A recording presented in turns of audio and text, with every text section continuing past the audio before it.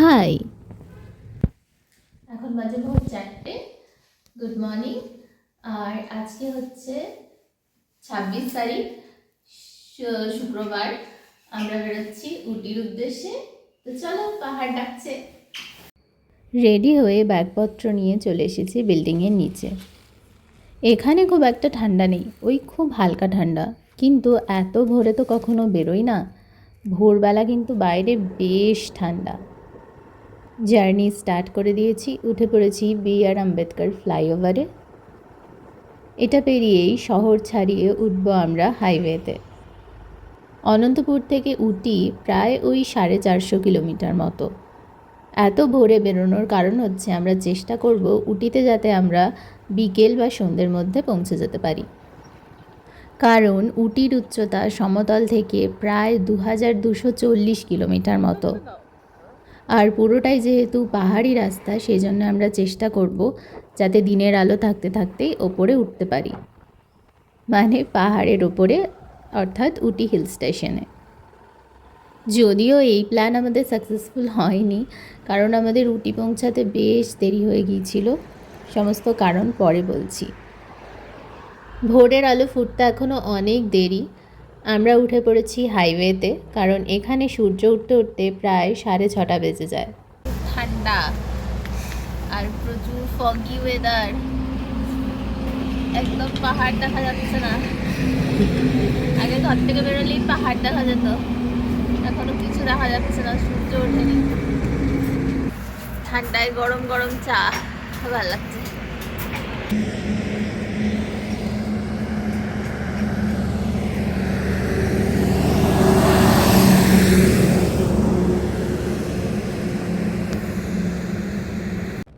প্রথম ব্রেক নিয়ে, অর্থাৎ চা খেয়ে, আমরা আবারও বেরিয়ে পড়েছি।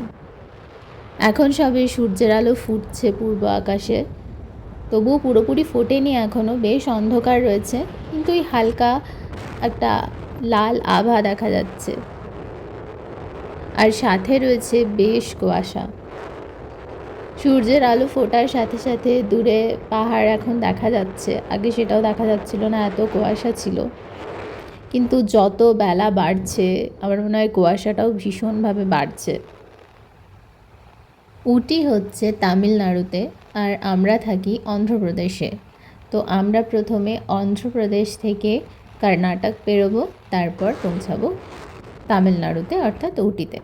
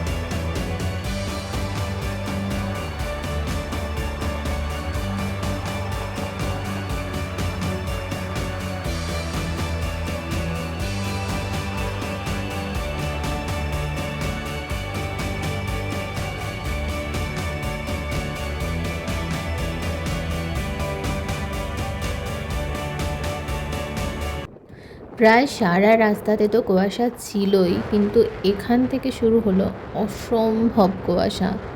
মানে সামনেটা প্রায় দেখাই যাচ্ছে না বললেই চলে। এজন্য আস্তে গাড়ি চালাতে হচ্ছিল, এই কারণেও আমাদের একটুখানি লেট হয়েছিল। আমি জানি না ক্যামেরায় কতটা ভালো এসেছে, কিন্তু মানে সামনে থেকে এরকম এত ঘন কুয়াশা আমি এর আগে কখনো দেখিনি। মানে অদ্ভুত লাগছিল চারপাশটা, সামনে যে কি আছে একদম বোঝা যাচ্ছিল না কিছু, পুরো সাদা হয়েছিল চারপাশটা। এই কুয়াশাটা প্রথমে ছিল না, প্রথমে হালকা কুয়াশা ছিল অল্প অল্প, তারপর যে শুরু হলো এই ঘন কুয়াশা, এটা যত বেলা বাড়ছিল মানে এর ঘনত্ব আরও বেশি বাড়ছিল। আর সূর্যের তো কোনো দেখাই মেলেনি, পুরো চারপাশটা একেবারে মানে সাদা চাদরে মুড়ে রেখেছে মনে হচ্ছে। এখন আমরা ঢুকে গেছি কর্ণাটকে, আর এই ঘন কুয়াশাটা আমরা কর্ণাটকেই পেয়েছিলাম।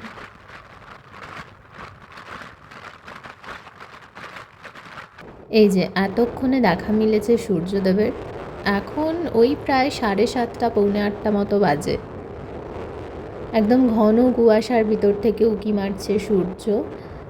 না, রোদ টোদ একদমই কিছু ছিল না, পুরো কুয়াশায় ঘেরা, কিন্তু ওই যে ছোট্ট সূর্য দেখা যাচ্ছিল, এটা দেখেই আনন্দ লাগছিল। মনে হচ্ছিল হ্যাঁ, একটু পরে কেটে যাবে এই সাদা চাদরের মোড়ক, তারপর দেখা দেবেন সূর্য।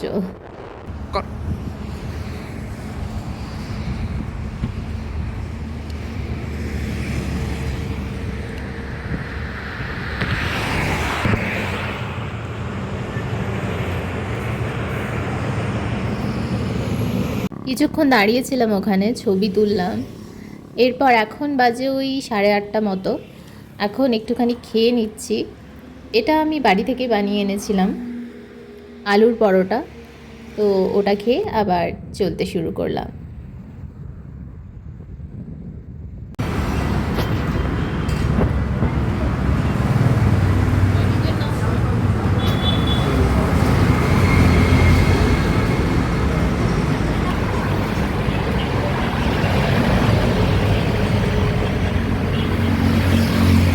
এটা ব্যাঙ্গালোর শহরটা থেকে বেরোনোর পর আমরা ব্রেকফাস্ট করলাম। এবার বলি যে আমাদের কেন দেরি হয়েছিল। প্রথমত তো আমরা ব্যাঙ্গালোর শহরের ভেতরে কোনো একটা রাস্তা ভুল করেছিলাম। এমনিতেও শহরের ভেতর দিয়ে আসা ভীষণই চাপের, ভীষণই বিরক্তিকর আর কি। এত সিগন্যাল থাকে, এত দাঁড়াতে হয়, এত লেট হয়, এত জ্যাম হয়। তো সেই কারণেই ওটা একটা দেরি হয়েছিল, প্লাস একটা রাস্তা আমাদের কোনোভাবে মিস হয়ে গেছিলো, সেই জন্য আমাদের দেরি হয়েছিল। কিন্তু ওগুলো তো ঠিক আছে। আসল দেরি হয়েছিল ব্যাঙ্গালোর থেকে বেরোনোর পর একটা রোড শুরু হয়েছে, একটা ভিআইপি রোড শুরু হয়েছে, যেগুলো বিভিন্ন রাজ্যে থাকে।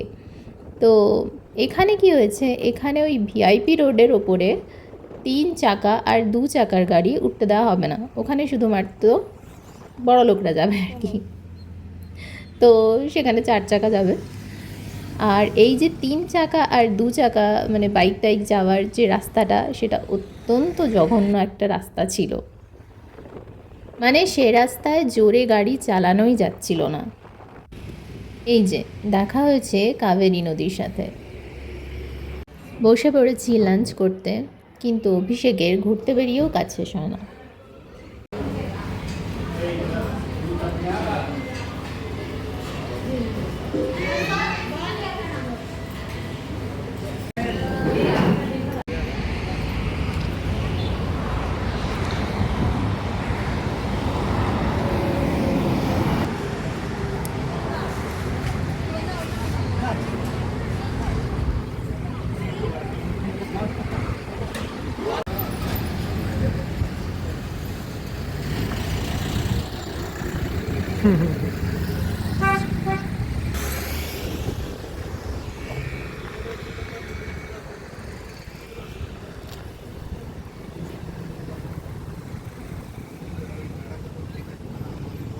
ব্যাঙ্গালোর টু মাইসুর রোডটা এত বিরক্ত লাগছিল যে পুরো মাথাটাই গরম হয়ে যাচ্ছিল।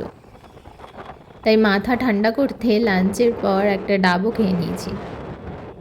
এই যে সাইডে ডান দিকে যে রোডটা দেখা যাচ্ছে এটাই হচ্ছে ওই ভিআইপি রোড, যেটা ভীষণই ভালো। হুস হুস করে গাড়ি পেরিয়ে যাচ্ছে, কিন্তু এই বাইকের রোডটা মোটেই ভালো ছিল না।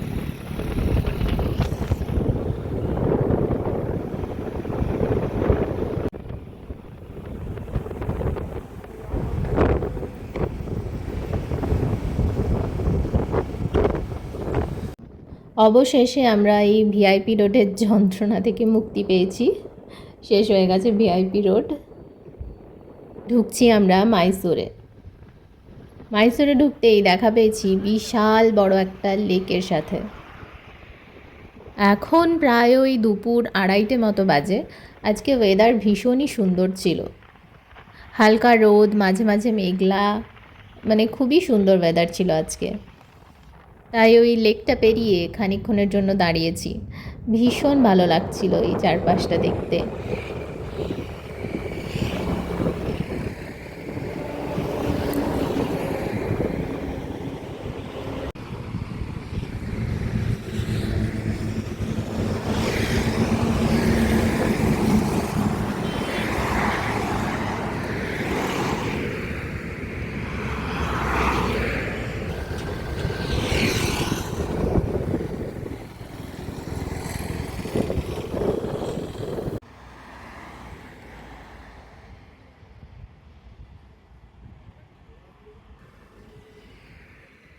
এখন বাজে বিকেল ওই 4টে। দাঁড়িয়েছি এখানে কফি খেতে। এটাই আমাদের আজকের এখানে মানে সমতলে লাস্ট কফি খাওয়া। এরপর উটিতে। উটি যাওয়ার আগে দুটো ন্যাশনাল ফরেস্ট পড়ে, একটা হচ্ছে বন্দিপুরের বন আর একটা হচ্ছে মধুমালাইয়ের বন। তো এই দুটো ক্রস করার জন্য আমি ভীষণ এক্সাইটেড ছিলাম, কারণ এখানে প্রচুর বন্য জীবজন্তু রাস্তার ধারে দেখতে পাওয়া যায়। আমরাও দেখা পেয়েছিলাম, অনেক দেখা পেয়েছিলাম। তো এইটার জন্য আমি ভীষণ এক্সাইটেড ছিলাম। আর শুধু এক্সাইটেড ছিলাম এটা বলবো না, একটু ভয় ভয়ও ছিলাম, কারণ এখন বিকেল। তো আমার একটু ভয় লাগছিল যে জঙ্গলের মধ্যে অন্ধকার না হয়ে যায়, সেই জন্য একটু ভয় করছিল। কিন্তু না, জঙ্গলের মধ্যে আমাদের অন্ধকার হয়ে যায়নি। কিন্তু দুটো জঙ্গল পের করার পর অন্ধকার হয়ে গিয়েছিল, কারণ জঙ্গলে তো খুব জোরে চালানো যাচ্ছিল না, স্পিড লিমিট ছিল। এই যে শুরু হচ্ছে বন্দিপুরের বন। এটা কর্ণাটক রাজ্যের মধ্যেই পড়ে। এই বন্দিপুরের বন শেষ হলেই শুরু হয় মুদুমালাইয়ের বন, আর ওখান থেকেই শুরু হয় তামিলনাড়ু। মানে ওই একটাই ফরেস্ট যেটা বিশাল বড়, সেটাকে দুটো রাজ্য অর্ধেক অর্ধেক ভাগ করে নিয়েছে। জঙ্গলে ঢোকার সাথে সাথে দেখা মিলেছে হরিণের দলের সঙ্গে। প্রচুর হরিণ ছিল রাস্তার ধারে, এছাড়া ময়ূর ছিল, আর আমরা যাওয়ার সময় 3টে পোষা হাতিও দেখতে পেয়েছিলাম।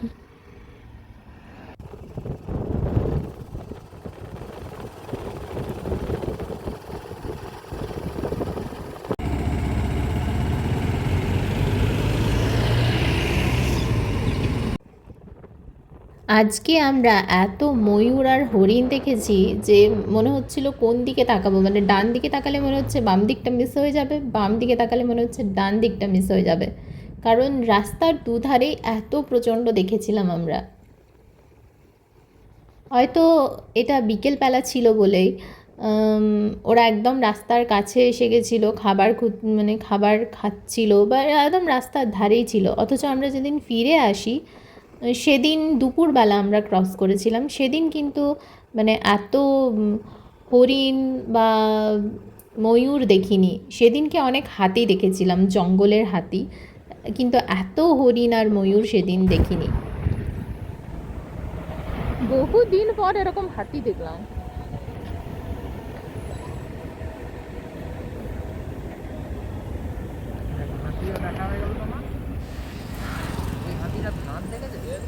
কোথায় যাচ্ছে? তাড়াতাড়ি চলো, তাড়াতাড়ি চলো, অনেক হাতি। ওরা হাতিগুলো কাঠ জোগাড় করে দিচ্ছে। ওইদিকে যাচ্ছ কেন? ওইদিকে যাও।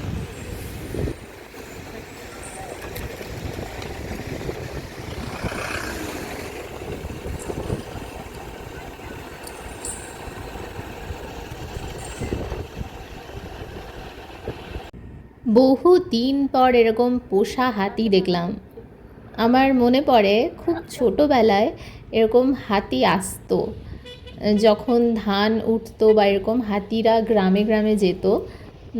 ওখান থেকে মানে ওই গ্রামের মানুষরা তাদেরকে ধান দিত, মাহুত থাকতো। তো এরকম বহু দিন পর দেখলাম। যেহেতু আমি জঙ্গলমহলের মেয়ে, তো সেখানে প্রচুর হাতি রয়েছে, কিন্তু ওই জঙ্গলের হাতি দেখার সুযোগ আমার সেরমভাবে হয়নি কখনো। এখানে ফেরার দিন খুব কাছ থেকে দেখেছিলাম, কিন্তু এই আজকেই পোষা হাতিদের দেখে আমার ছোটোবেলার কথা ভীষণ মনে পড়ছিল। ছোটোবেলায় এরকম হাতি আসতো, হাতির তলা দিয়ে গলাতো, মানে হাতির তলা দিয়ে গললে নাকি মোটা হওয়া যায়। যদিও আমি কোনোদিনও হইনি, গলেছিলাম আমি ছোটোবেলায়। তো এই সব ব্যাপার আর কি, মানে বহু দিন পর আমি এরকম পোষা হাতি দেখলাম। ভীষণ ভালো লাগলো, ভীষণই ভালো লাগছিল, মানে একটা অন্যরকম অনুভূতি।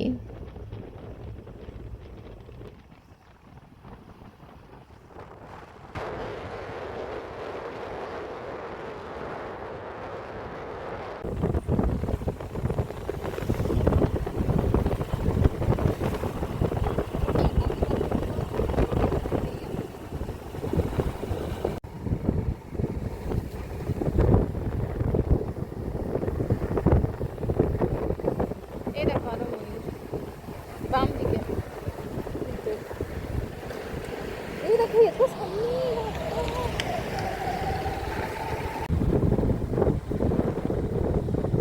বেচারা বাঁদরগুলো কেন বাদ যাবে। দারুণ দেখলাম নাকি? হ্যাঁ সত্যি দারুণ দেখলাম। আমাদের পিছনের ব্যথাটা ঠিক হয়ে গেল। এখানে শেষ হয়েছে কর্ণাটকা, অর্থাৎ বন্দিপুরের বন এখানে শেষ। এরপর শুরু হবে মুদুমালাইয়ের বন, মানে তামিলনাড়ু। আর মুদুমালাইয়ের বনে ঢোকার সঙ্গে সঙ্গেই এই ময়ূরের সঙ্গে দেখা মিলেছে। এখানেও প্রচুর হরিণ আর ময়ূর দেখেছিলাম, আর ফেরার দিন এই মুদুমালাইয়ের বনে দেখেছিলাম জঙ্গলের হাতি।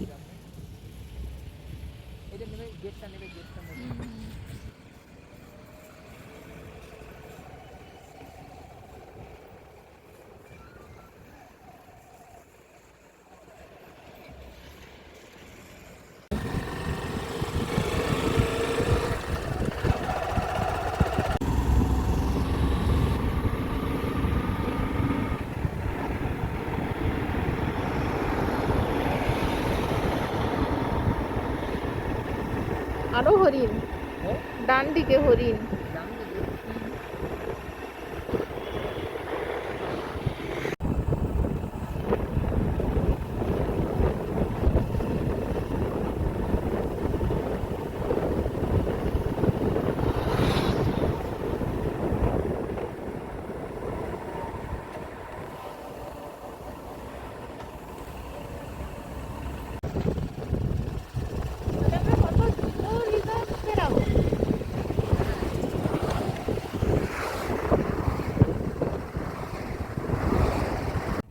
এখন বেলা প্রায় শেষ, একদম সন্ধ্যের কাছাকাছি। মধুমালাইয়ের বন থেকে বেরোতে বেরোতেই হয়ে যায় একদম অন্ধকার।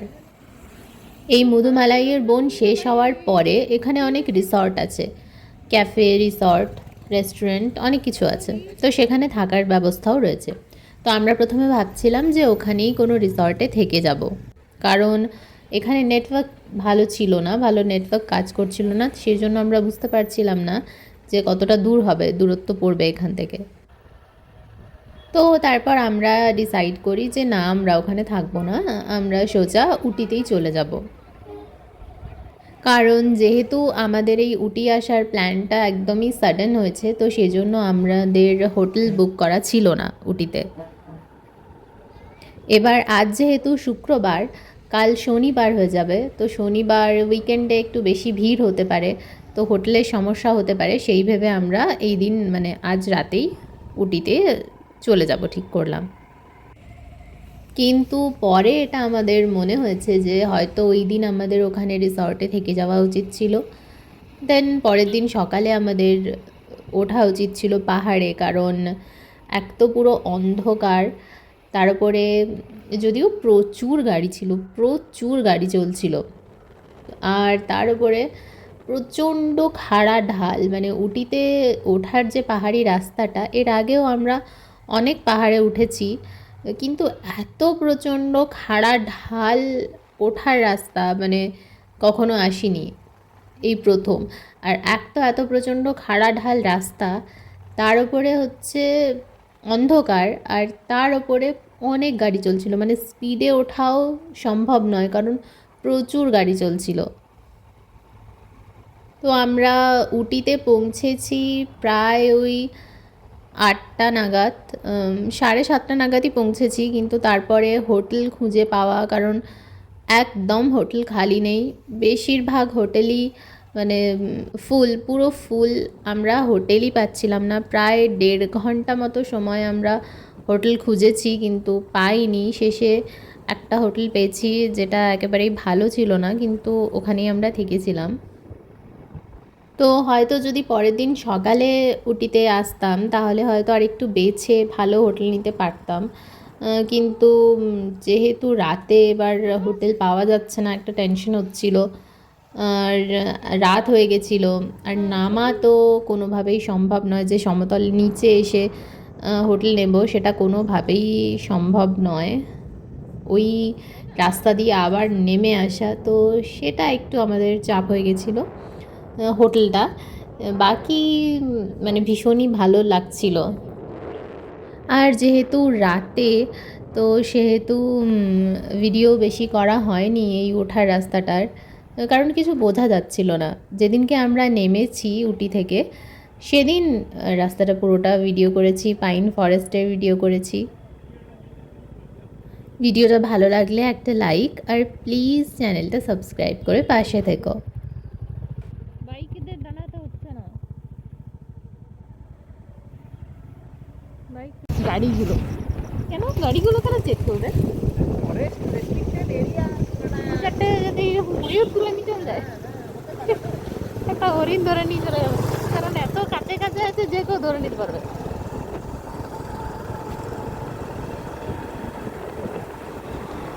ওই জন্যই দুবারই গাড়ি চেক করছে, বাইক চেক করেনি তো। এই অন্ধকারে এতটা খাড়া পাহাড়ি রাস্তায় এতটা দূরত্ব ওঠা, মানে মনে হচ্ছিল যেন মানে পৌঁছাচ্ছি না, আর কত দূর গেলে যে উটি পৌঁছাবো বোঝাই যাচ্ছিল না। মানে যাচ্ছি তো যাচ্ছি, উঠছি তো উঠছি পাহাড়ে, মানে কান বন্ধ হয়ে যাচ্ছে, মানে অদ্ভুত লাগছে, কিন্তু মানে ওই মানে উটিতে ওঠার রাস্তা যেন আর শেষ হচ্ছে না। আর মানে এখানে দেখেও নিশ্চয়ই বুঝতেই পারছো গাড়ির লাইন, প্রচুর গাড়ি, মানে ভর্তি গাড়িতে। এরপর হোটেল কোনো রকমে পাওয়ার পর একটুখানি বেরিয়েছিলাম। ফাইনালি আমরা উটিতে থাকার জায়গা পেয়েছি 1 ঘন্টা খোঁজার পর।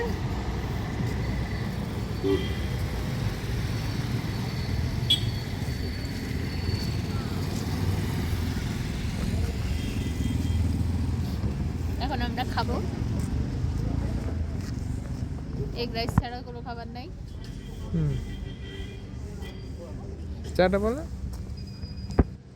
তারপরে এখানে চা খাবো, তারপর রুমে যাব, ঘাটিয়া রুমে, যে বিছানায় শোয়ার পর বিছানার নোংরাগুলো আমার জামা কাপড়ে আসবে, কিন্তু পেয়েছি এটাই ভাগ্য ভালো, একটাও রুম খালি নেই এখানে। আমাকে দেখেই বোঝা যাচ্ছে এখানে প্রচণ্ড ঠান্ডা। আর এবার যাচ্ছি ডিনার করতে, কারণ সেই সকাল থেকে ভোর 3টের সময় ঘুম থেকে উঠেছি, তো বেশ টায়ার্ড। আর এখানে এগ রাইসটা টেস্টি ছিল। তো চলো আজকের মতো টাটা, দেখা হচ্ছে খুব তাড়াতাড়ি উটির 2nd দিনের ভিডিও নিয়ে।